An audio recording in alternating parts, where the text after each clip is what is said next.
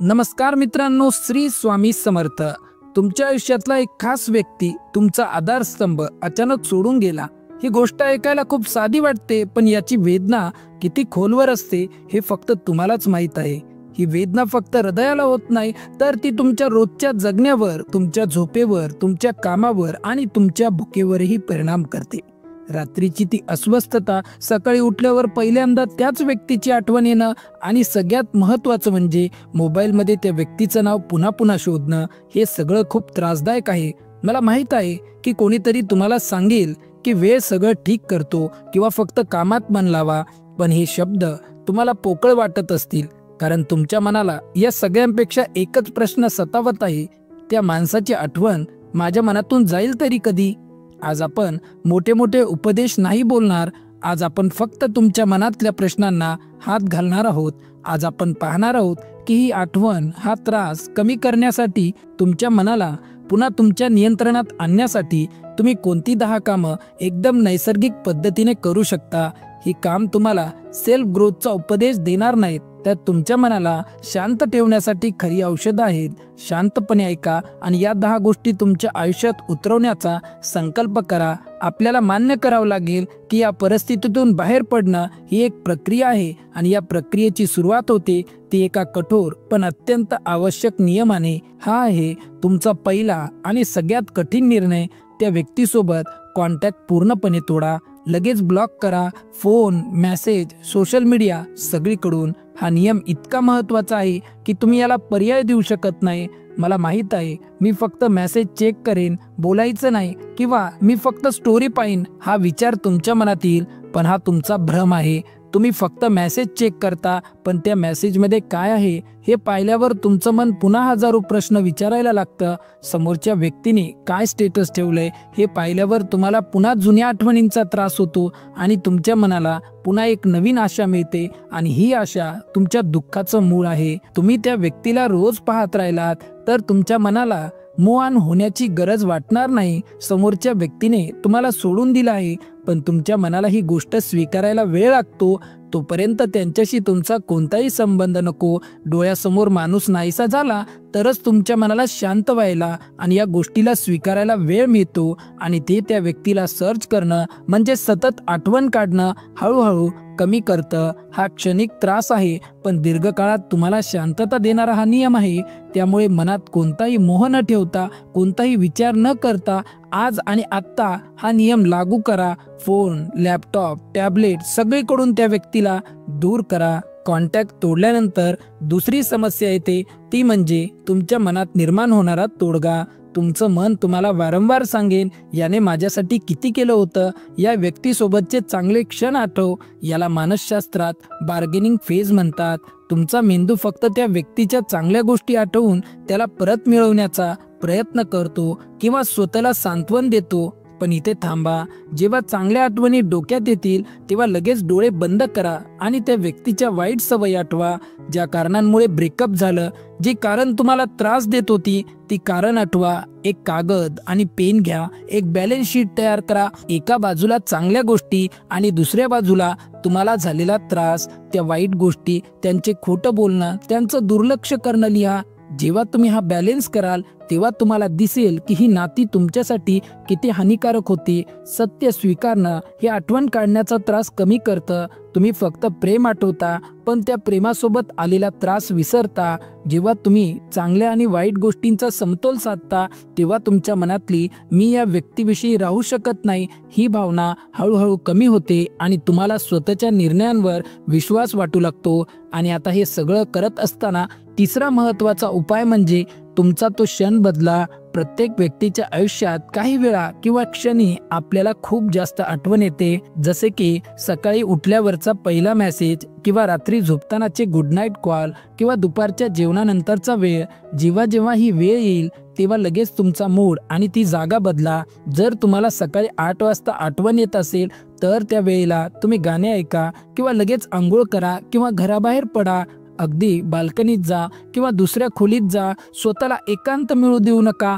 तुम्हाला एका क्षणासाठीही एकटं राहण्याची संधी द्यायची नाहीये। या विशिष्ट वेळेला तुम्ही एकटे नाही आहात, तुमचा वेळ आता तुमच्या नियंत्रणात आहे हे तुमच्या मनाला सांगा. हा सर्कल तोडणं खूप महत्त्वाचं आहे, कारण जुन्या सवयी आणि त्या वेळेला येणाऱ्या आठवणींची पकड हळूहळू सुटते आणि तुमच्या मनाला नवीन पॅटर्न मिळायला सुरुवात होते.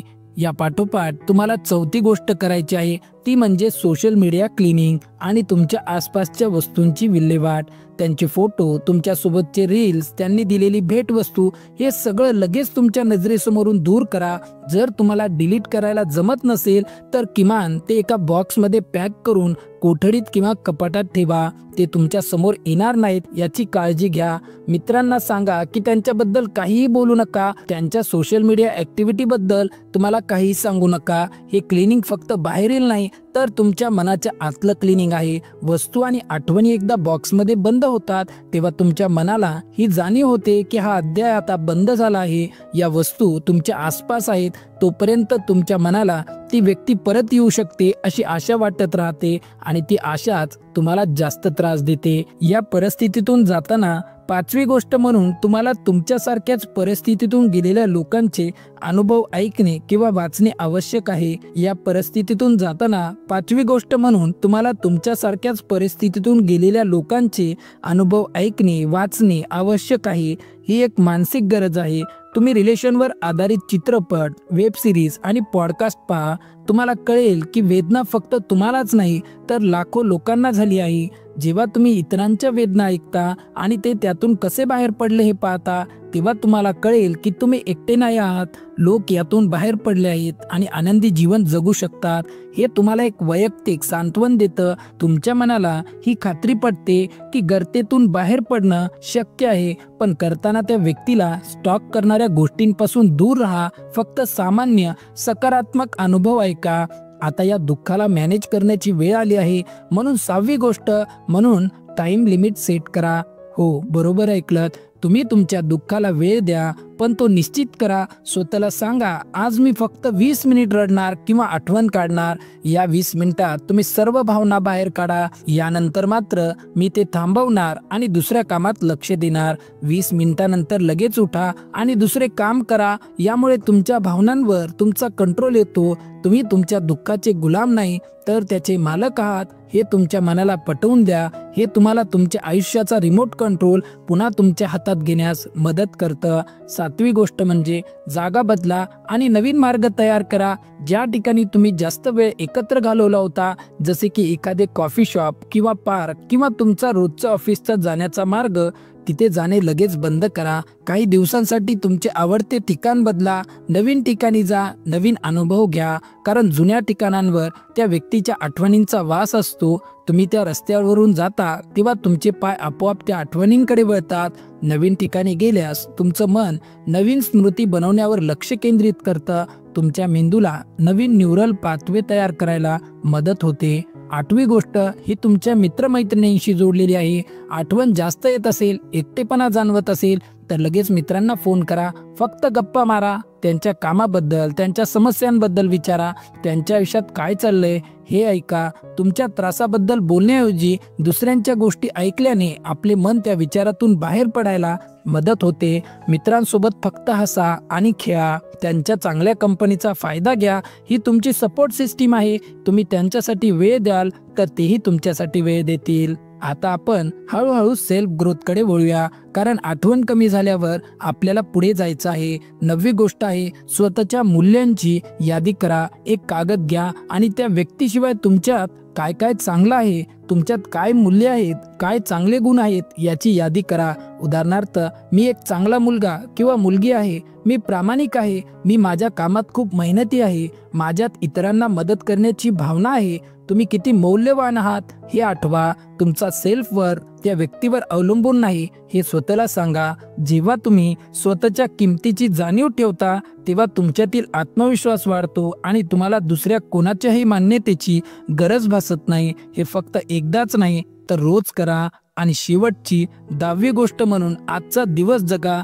खूप मोठा विचार करू नका. माझं भविष्य कसं असेल, मी पुन्हा कधीच आनंदी होणार नाही, या विचारांनी तुम्हाला सर्वात जास्त त्रास होतो. म्हणून फक्त आजचा दिवस चांगला कसा जाईल यावर लक्ष द्या. आज मी हे काम पूर्ण करेल, आज मी शांत राहील, छोटे टार्गेट्स ठेवा, स्टेप बाय स्टेप पुढे जा. उद्या काय होईल याबद्दल चिंता करू नका. भविष्य काळात जास्त विचार केल्याने एन्झायटी वाढते, त्यामुळे वर्तमान काळात जगा. आजचा एक दिवस तुम्ही तुमच्या दुःखाशिवाय जगलात तर उद्याचा दिवस तुम्ही आनंदाने जगू शकाल.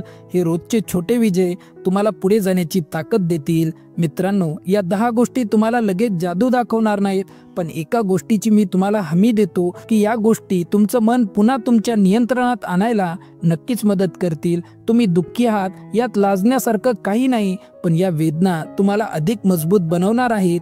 तुम्ही स्वतःवर विश्वास ठेवा, थोडा वेळ द्या आणि स्वतःवर प्रेम करायला सुरुवात करा. कारण तुमच्या आयुष्यातील सर्वात महत्त्वाची व्यक्ती ती किंवा तो नाही, तर तुम्ही स्वतःच आहात. तुम्ही खूप खास आहात आणि हे आयुष्य तुमचे आहे. या क्षणांचा उपयोग स्वतःला पुन्हा एकदा शोधण्यासाठी करा. मी तुमच्या सोबत आहे. धन्यवाद. आता भेटू पुढच्या व्हिडिओमध्ये. तोपर्यंत श्री स्वामी समर्थ.